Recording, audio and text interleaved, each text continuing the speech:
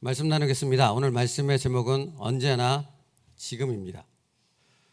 오늘 본문은 이렇게 시작됩니다. 그때에 내가 또 본즉이라고 시작합니다.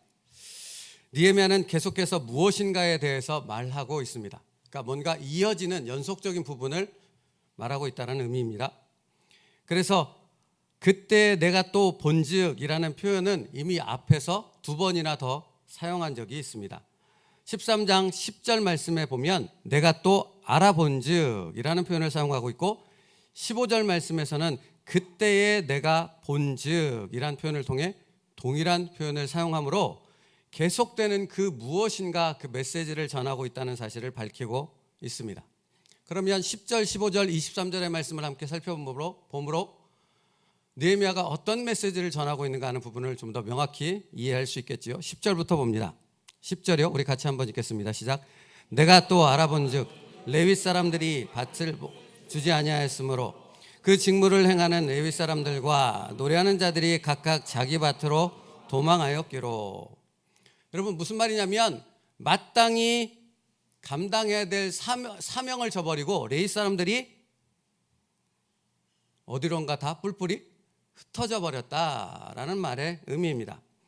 레위 사람들이 마땅히 감당해야 될 자신의 거룩한 직무를 감당하지 않았을 뿐 아니라 성전을 떠나 자기들이 있어야 될 그 성전을 떠나 각각 연고지가 있는 곳으로 가서 다른 직업을 찾아서 생활했다 하는 것입니다. 그러면 이렇게 된 원인을 한번 우리가 생각해야 되겠죠.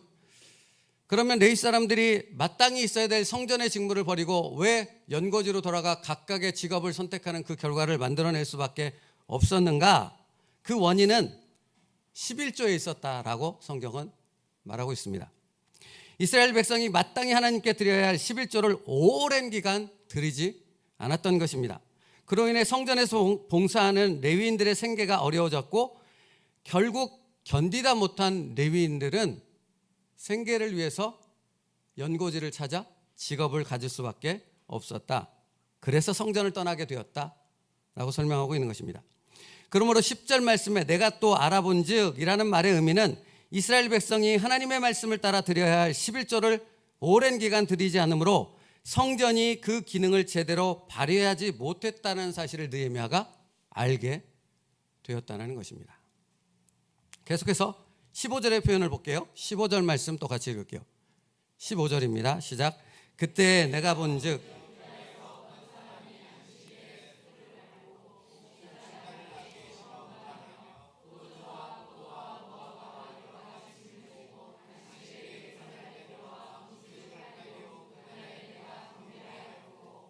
앞서 지금 10절에서 우리가 무엇을 살펴봤습니까? 성전이 제 기능을 발휘하지 못했다. 그것을 느헤미야가 알았다라는 부분을 살폈어요. 그것은 이스라엘 백성이 드려야 할 11조를 드리지 않으므로 레위 사람들이 생계 때문에 성전의 직무를 감당하지 못했다 했습니다. 자, 15절의 말씀에 그때에 내가 본즉이라는 표현 속에는 역시나 동일한 이스라엘 백성 공동체 가운데 문제가 있었다라는 부분을 말해주고 있습니다. 그런데 그 문제가 무엇인가?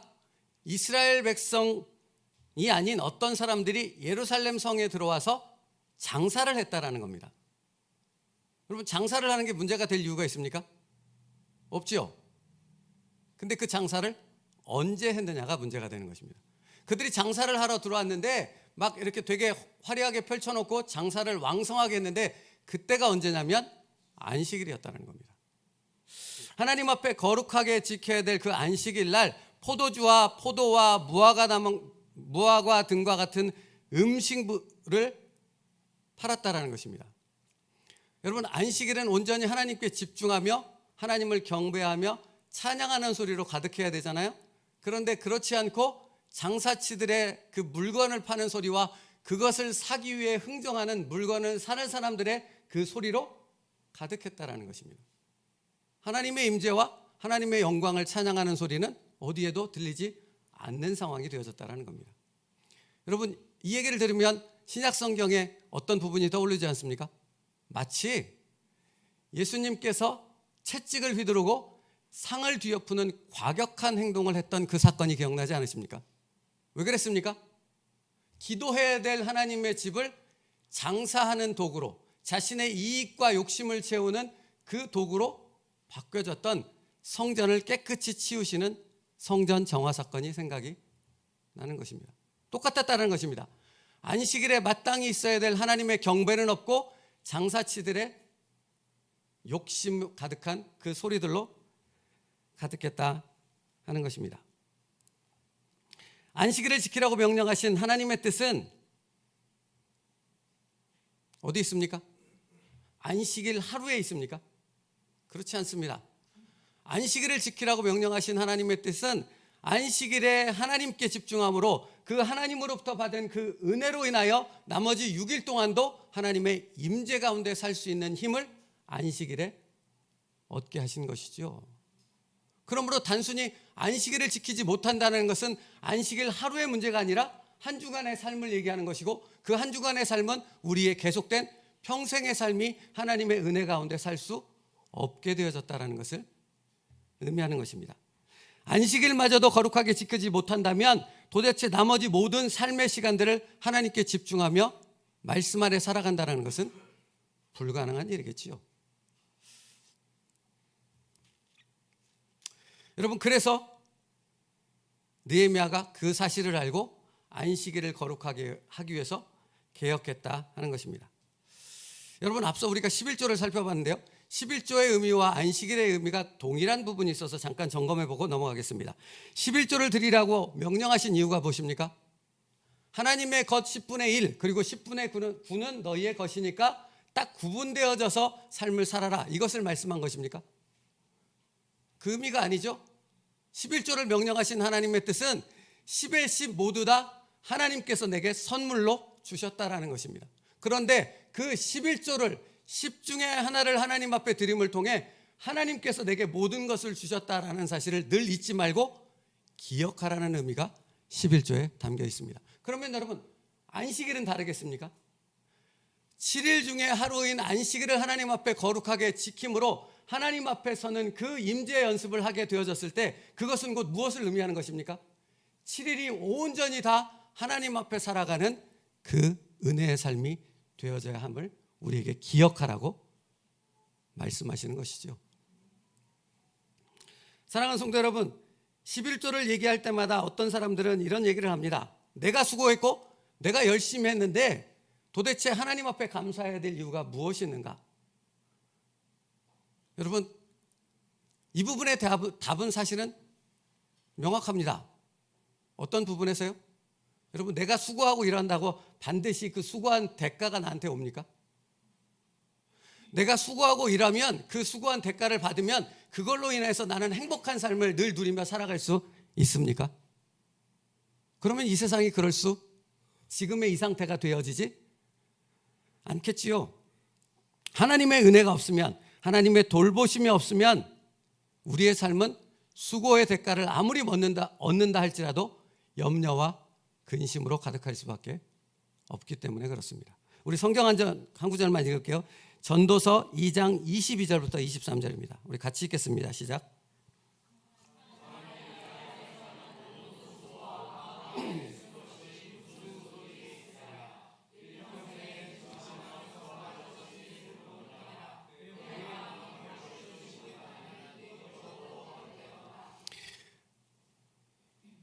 전도서를 기록한 전도자가 뭐라고 지금 말하고 있냐면 그의 삶 속에서 한 가지 깨달은 바가 있다 말합니다. 사람이 해 아래서 행하는 모든 수고와 마음에 애쓰는 것이 무슨 소득이 있으랴. 일평생 근심하며 수고하는 것이 슬픔뿐이라. 여러분, 이 말씀이 낯설지 않지요. 이 말씀이 낯설지 않은 이유는 우리의 삶 속에서 우리가 그것을 공감하고 있기 때문에 그런 것입니다. 네, 감사합니다. 하나님께서 은혜를 베풀어 주시지 않는 인생은 그 모든 수고와 노력이 있다 할지라도 그 모든 것이 헛되다고 고백할 수밖에 없는 그런 인생밖에 될 수 없다라는 것입니다. 하나님이 없는 인생은 동일하다 말하고 있습니다.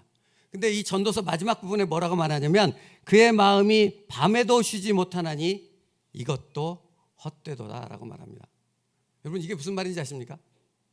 하루에 열심히 일을 했습니다. 그리고 집에 들어갈 때는 어떤 마음으로 집에 들어가십니까?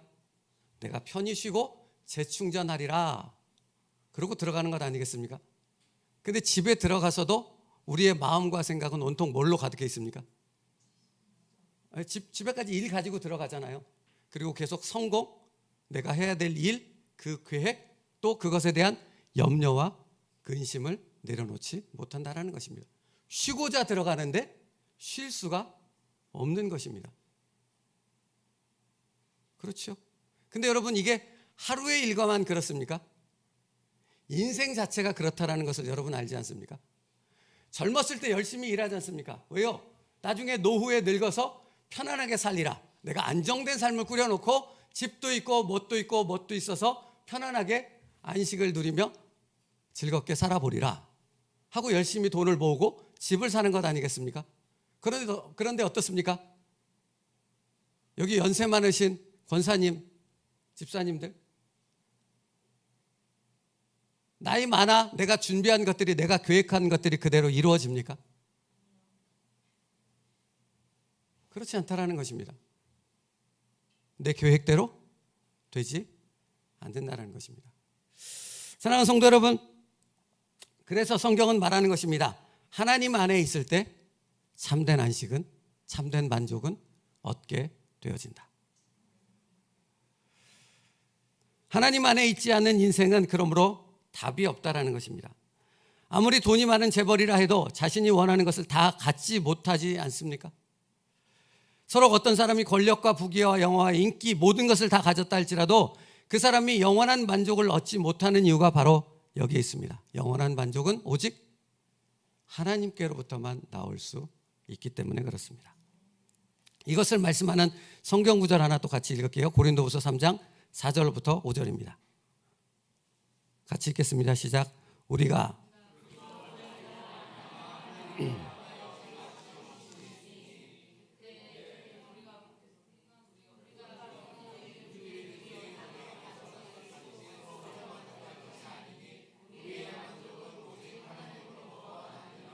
제가 읽어드릴게요. 우리가 그리스도로 말미암아 하나님을 향하여 이같이 확신이 있으니 우리가 무슨 일이든지 우리에게서 난 것 같이 스스로 만족할 것이 아니니 우리의 만족은 오직 하나님으로부터 나느니라. 여러분 인생이란 만족을 얻고자 행복을 찾아서 열심히 노력하며 살아가지만 만족도 얻을 수 없고 행복도 얻을 수 없다라는 사실을 우리는 깨달아 가는 삶을 살아갑니다.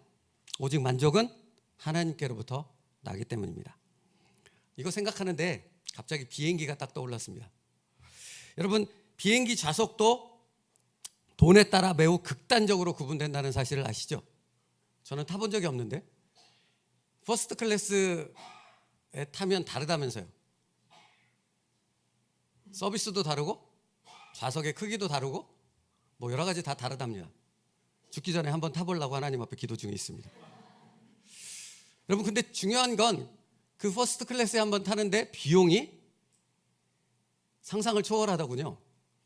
한번 타는데 이렇게 긴 거리겠죠? 1,000만 원 든다고 하더라고요. 여러분 근데 한번 생각해 봤습니다. 그게 뭐 12시간이 됐든 18시간이 됐든 퍼스트 클래스에 타서 그 호화로운 서비스를 누리고 딱 비행기에서 내리면 만족감으로 가득할까요? 막 삶이 다시 새롭게 보여질까요? 이것을 분명히 알 수 있는 증거가 무엇입니까?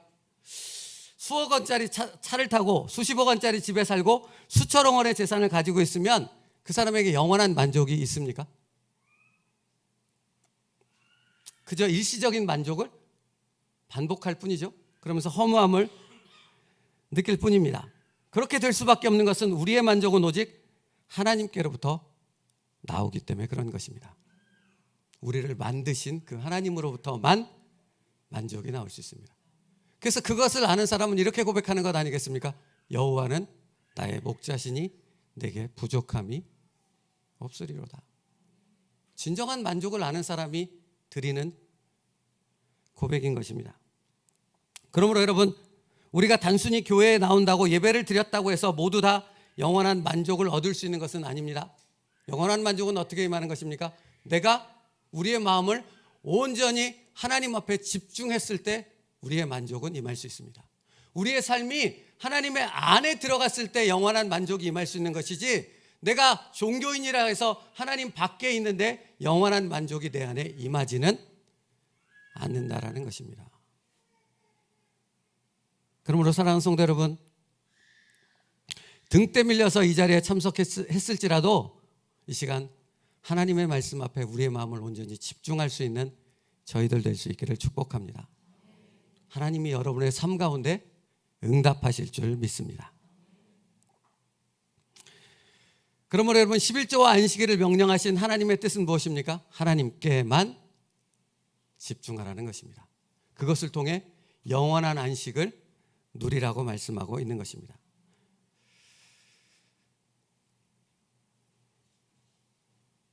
자, 그러면 다시 느헤미야서 말씀으로 돌아와 보겠습니다. 그러므로 여러분, 15절 말씀에서 그때에 내가 본즉이라는 의미는 10절 말씀에서처럼 동일하게 부정적 의미를 갖고 있다는 사실을 알 수 있는 것이죠. 10절 말씀에는 11조를 드리지 않으므로 성전이 제 기능을 발휘하지 못했다라는 것을 의미하고 있고, 15절 말씀에서는 안식일을 제대로 지키지 않으므로 하나님 앞에 거룩한 삶이 깨졌다라는 사실을 우리에게 알려주고 있습니다. 자, 그러면 오늘 본문으로 오겠습니다. 세 번째 23절 말씀인데, 23절이요. 23절 말씀 같이 읽겠습니다. 시작. 그때 내가 또 본즉 유다 사람이 아스돗과 암몬과 모압 여인을 맞아 아내로 삼았는데, 여러분, 이 표현은 약간 좀 다른 부분이 있어요. 뭐라고 표현되어 있습니까? 그때에 내가 또 본즉이라고 합니다. 그러니까 반복되고 있다는 의미를 말하고 있는 것이고, 또라는 단어를 사용함으로써 이것이 굉장히 느헤미야가 강조하고 싶은 부분이라 하는 것을 알 수 있는 것입니다. 연속적으로 부정적인 것들이 계속 이어지고 있다는 것입니다. 11조의 문제, 안식일의 문제, 그것을 넘어서서 이제 이방 여인들과 뒤섞임의 죄로 혼잡한 영적 간음 가운데 빠진 이스라엘 백성을 향한 탄식이 여기에 담겨 있는 것입니다. 여러분, 이 뒤섞임의 죄는 계속해서 설명했는데 이것을 아주 정확하게 그 정도를 설명하는 구절이 하나 있어요. 바로 오늘 본문 다음 절인 28절 말씀인데요. 느헤미야 13장 28절 말씀 우리 같이 읽겠습니다. 시작. 대제사장 엘리야십의 손자 요야다의 아들 하나가 호론 사람 산발렛의 사위가 되었으므로 내가 쫓아내어 나를 떠나게 하였느니라. 여러분 보십시오. 그거 띄어나 보세요. 대제사장 엘리야십의 손자 요야다의 아들 하나가 라고 말하고 있습니다. 똑같이 이방 여인과 뒤섞여서 결혼한 사람 한 사람을 얘기하고 있어요. 근데 그의 신분, 그의 가문을 설명해 주고 있어요. 누구의 손자의 아들이에요? 대제사장. 여러분, 성경을 보면, 성경을 묵상해 보면 창세기부터 요한계시록까지 이스라엘 백성이 타락하는 그 시작은 어디서부터 시작하냐면 지도자들의 타락에서부터 시작됩니다. 그리고 온 백성으로 이것이 확장되는 것입니다. 그러니까 지금 이 말씀, 대제사장의 손자의 아들이 이방 여인과 결혼했다는 말은 이스라엘 온 백성의 영적인 타락 상태, 음란한 상태가 얼마나 심각했는가 하는 부분을 분명히 보여줘요. 근데 여기서 하나 더 주목해야 될 부분이 있습니다. 뒷부분에 보면 우리에게 익숙한 이름이 하나 등장합니다. 호론 사람 산발랏. 산발랏이 누구입니까? 기억하십니까? 산발랏, 도비야, 그리고 아라비아 사람 게셈.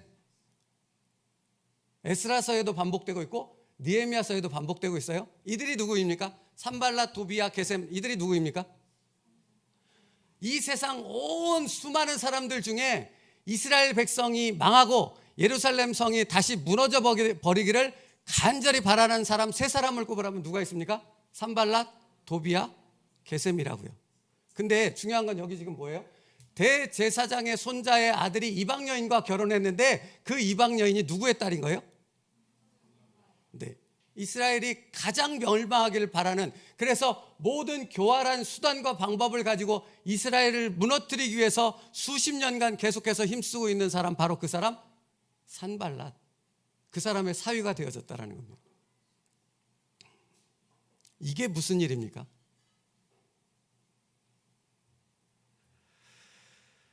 여러분, 산발랏의 사위가 되어버렸습니다. 대제사장의 손자의 아들이.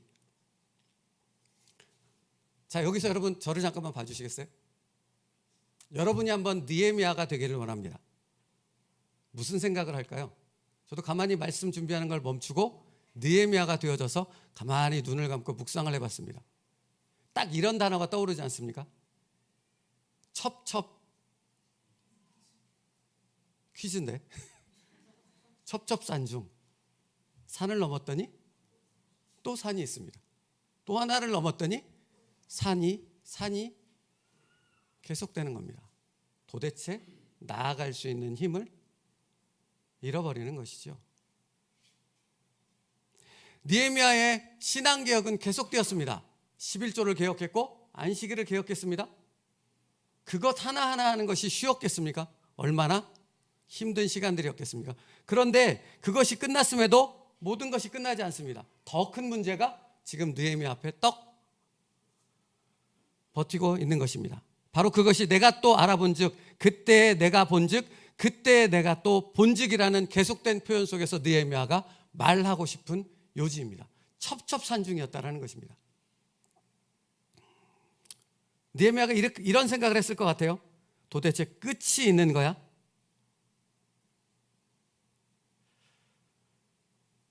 이스라엘 백성을 생각하면, 예루살렘 성을 생각하면 도대체 답이 보이지 않는다고 생각했을 것 같습니다. 이 절망적인 상황을 하나님 어떻게 해야 됩니까? 하는 탄식의 기도가 끊이지 않았을 거라 생각이 들어집니다.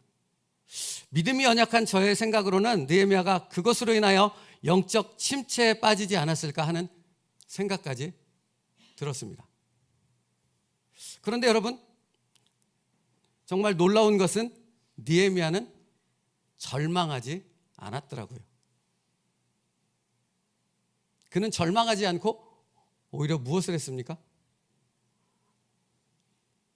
기도했다라는 겁니다. 느헤미야 13장 29절부터 31절이요. 한번 들어보세요. 내 하나님이여, 그들이 제사장의 직분을 더럽히고 제사장의 직분과 레위 사람에 대한 언약을 어겼사오니 그들을 기억하옵소서. 내가 이와 같이 그들에게 이방 사람을 떠나게 하여 그들을 깨끗하게 하고 또 제사장과 레위 사람들의 반열을 세워 각각 자기의 일을 맡게 하고 또 정한 기한에 나무와 처음 익은 것을 드리게 하였사오니 내 하나님이여 나를 기억하사 복을 주옵소서. 여러분, 위기 가운데, 이 끝이 없는 첩첩산중의 절망 가운데 느헤미야는 무엇을 했습니까? 기도했습니다.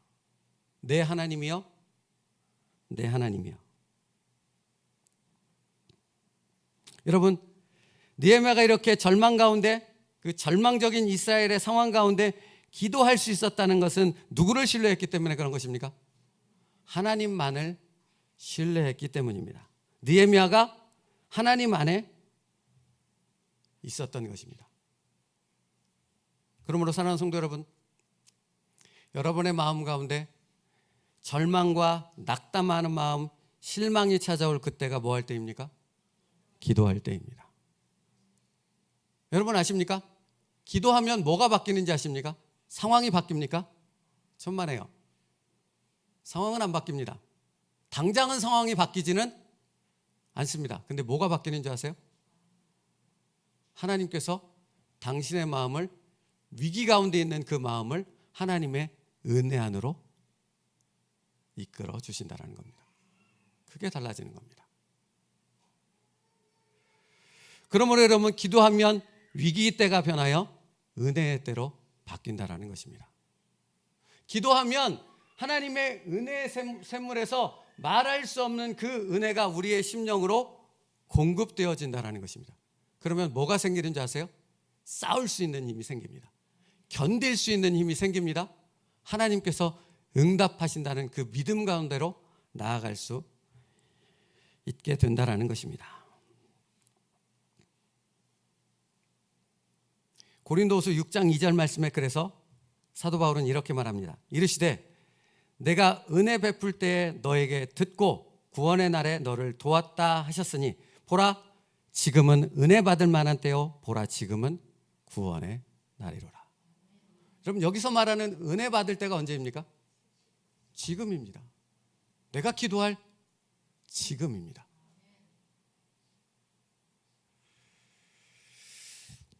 오늘은 간증 하나 하겠습니다. 저도 사역자인데 사역을 하다 보면 때론 참 지친다 하는 생각이 들 때가 있습니다.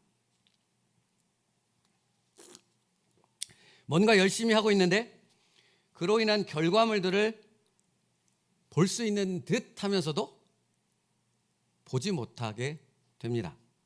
언제 그랬냐는 듯 아무것도 없어 보이는, 그래서 늘 제자리 같은 느낌이 들 때가 있습니다. 아무런 열매가 없는 것 같다라는 생각이 들 때가 있습니다. 중보기도하고 있는 사람들이 성장하고 성숙해 보이는 듯 보이다가도 어느새 제자리로 돌아와 있는 것을 보게 됩니다. 이전 그대로의 고집스러운 모습을 철옹성처럼 강력하게 붙잡고 있는 것을 느낄 때가 있습니다. 그런 때 매우 지친다는 생각이 듭니다.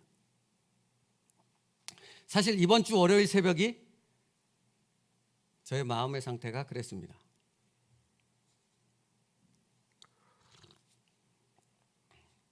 하나님께서 무엇인가를 자꾸 지시하는 것처럼 느껴졌습니다. 교회 공동체 안에 뭔가 열매를 보일 듯 하면서도 보이지 않는 것 같고, 영적으로 성장하는 것 듯 보이다가도 다시 제자리로 돌아오는 것 같았습니다. 그런 마음으로 새벽 예배를 드리려고 딱 앉았는데 제가 주님은 나의 최고봉 책을 딱 월요일 날짜를 폈습니다. 그리고 그 책을 딱 읽었는데 놀랍게도 저의 상태를 아시는 하나님께서 그 챔버스 목사님의 책을 통해 정확히 주의 음성을 제 눈으로 보게 하셨습니다. 오늘 그 내용을 나누려고 합니다. 그 내용은 이랬습니다. 매맞음과 갇힘과 난동과 수고로움과 이 모든 일들 가운데서 하나님의 은혜를 길러내면 당신은 자신과 다른 이들에게 하나님의 기적 같은 깜짝 놀랄 존재가 될 것입니다. 나중이 아니라 지금 은혜를 얻으십시오 라고 말씀하시더라고요. 제게는 이렇게 들렸습니다. 지금 은혜를 얻으십시오. 지금이 기도할 때다 얘야. 지금이 내가 너에게 은혜를 베풀 때다. 그리고 계속해서 이렇게 말씀하시더라고요. 영적인 세계에서 가장 중요한 단어는 지금입니다. 환경이 어떠하든 어떠한 입장에 서 있든 계속 하나님의 은혜를 길러내십시오. 너가 지금 기도하면 내 영원한 샘물 속에서 나의 은혜를 너에게 폭포수와 같이 부어주리라. 이렇게 응답하시더라고요. 계속해서 기도하거라. 절대로 멈추지 말거라. 나는 반드시 역전시킨단다.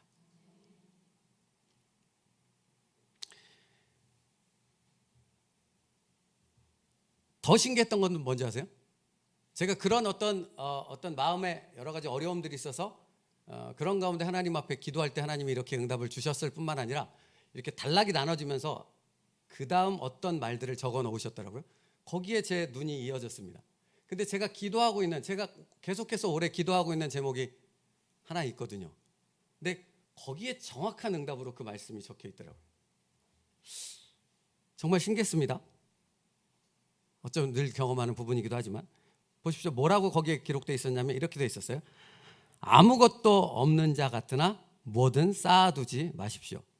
당신이 가진 최선의 것을 쏟고 항상 가난하게 되십시오. 하나님께서 주신 물질 때문에 소심해지지 마십시오. 다 쏟아붓는 것이 승리하는 궁핍입니다. 이게 왜 기도의 응답이냐면 제가 늘 이런 제목을 갖고 기도하고 있었거든요. 교회를 개척하면서 교회는 하나님이 주신 축복의 물질을 계속해서 흘려보내는 것이 하나님의 뜻을 이루는 것이다 생각했습니다. 근데 이게 교회가 시간이 흐르면서 점점 그런 부분들이 늘어나지 않았겠습니까? 근데 저희 교회는 개척교회잖아요. 재정에 한계가 있습니다. 늘 부딪히는 거예요. 늘 어떤 상황 속에서 이것을 계속해야 되는가 말아야 되는가, 새로운 일을 시작할 수 있어야 하는가 아니면 그것을 하지 말아야 되는가, 이 고민이 늘 있는 거예요. 흘려보내야 되는데 흘려보내야 될 양만큼의 물이 늘 이렇게 딱딱 맞아떨어지기 때문에 더 넘치지도 이런 부분 가운데 늘 고민하게 되어졌던 것입니다. 그래서 늘 하나님 앞에 뭐라고 기도했냐면 하나님 이 일을 계속해도 됩니까? 계속해 나갈 수는 있는 것입니까? 지금도 버거운데 쉽지 않은데 하나님 새 일을 또 시작해야만 하는 것입니까? 라는 질문이 사실은 끊이지 않았거든요. 근데 저의 물음에 대해서 하나님께서는 정확히 이렇게 대답하신 것입니다. 뭐든 쌓아두지 말고 믿음으로 말씀대로 순종해라. 너의 가진 최선의 것을 쏟고 항상 가난하게 예수님을 닮아가는 삶을 살아라. 하나님께서 공급하신다. 그러므로 물질 때문에 소심해지지 말아라. 하신 것입니다. 사랑하는 성도 여러분, 하나님은 살아계십니다. 그게 무엇을 의미하는지 아십니까? 기도하는 여러분의 기도에 응답하실 줄 믿습니다. 여러분, 그래서 기도는 위기의 때를 변하여 하나님의 때로 바꾸는 것입니다. 우리의 시간을 하나님의 시간으로 바꾸는 것입니다. 그래서 기도를 통해 하나님의 은혜를 내 삶으로 길러내는 것, 하나님의 은혜를 내 삶으로 끌어들이는 방법이 바로 기도인 줄로 믿습니다. 그러므로 사랑하는 성도 여러분, 오늘 이 시간 기도의 자리로 나아갈 수 있는 저와 여러분 될 수 있기를 축복합니다. 우리 말씀 하나만 같이 읽고 말씀을 마치겠습니다. 고린도후서 6장 4절로부터 10절까지의 말씀입니다. 좀 길지만 같이 읽겠습니다. 고린도후서 6장 4절로부터 10절까지의 말씀입니다. 같이 읽겠습니다. 시작. 오직 모든 일에 하나님의 일꾼으로 자천하여 많이 견디는 것과 환난과 궁핍과 고난과 매맞음과 갇힘과 난동과 수고로움과 자지 못함과 먹지 못함 가운데서도 깨끗함과 지식과 오래 참음과 자비함과 성령의 감화와 거짓이 사랑과 진리의 말씀과 하나님의 능력으로 의의 무기를 좌우해 가지고 영광과 욕됨으로 그러했으며 악한 이름과 아름다운 이름으로 그러했느니라. 우리는 속이는 자 같으나 참되고 무명한 자 같으나 유명한 자요 죽은 자 같으나 보라 우리가 살아있고 징계를 받은 자 같으나 죽임을 당하지 아니하고 근심하는 자 같으나 항상 기뻐하고 가난한 자 같으나 많은 사람을 부요하게 하고 아무것도 없는 자 같으나 모든 것을 가진 자로다. 아멘. 삶을 살아가다 보면 지극히 작은 자처럼 느껴진 아무것도 할 수 없는 무기력 가운데 빠지는 우리 자신의 모습을 발견할 때가 있습니다. 여러분, 그때가 뭐 할 때입니까? 기도할 때입니다.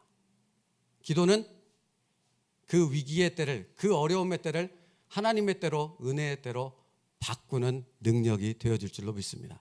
그러므로 여러분, 언제 기도해야 되는가 하는 질문을 다시 던져야 됩니다.